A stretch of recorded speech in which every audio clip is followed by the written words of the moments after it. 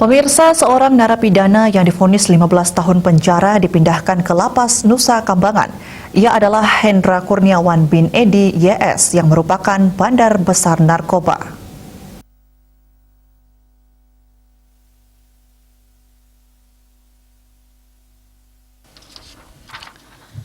Pemindahan tersebut disampaikan Kakanwil Kemenkumham Bali Jamaruli Manihuruk Selasa 12 Oktober.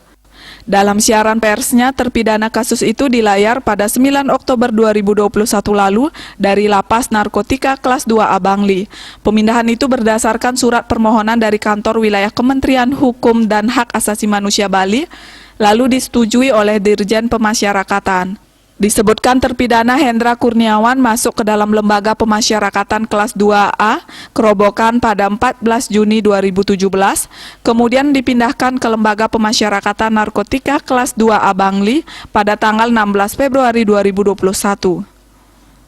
Pemindahan narapidana tersebut dilakukan sesuai dengan standar protokol kesehatan dengan pengawalan dari kepolisian dan petugas lapas. Narapidana tersebut masuk dalam kategori high risk sehingga perlu penanganan khusus. Rombongan tiba di Lembaga Pemasyarakatan Kelas 2A Karanganyar, Nusa Kambangan pada Minggu 10 Oktober 2021 lalu. Pada Minggu 10 Oktober 2021 pukul 17.15 WIB yang diterima langsung oleh Kalapas Kelas 2A Karanganyar Nusa Kambangan dan diikuti langsung penggeledahan badan dan pemeriksaan berkas terhadap narapidana tersebut.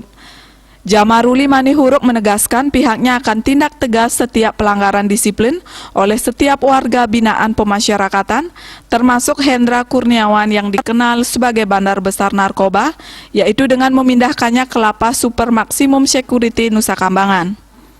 Tindakan tegas juga akan diberikan kepada setiap petugas yang mencoba bekerja sama dengan warga binaan pemasyarakatan untuk mengedarkan narkoba sesuai dengan hukum yang berlaku. Miasa Bali Pos melaporkan.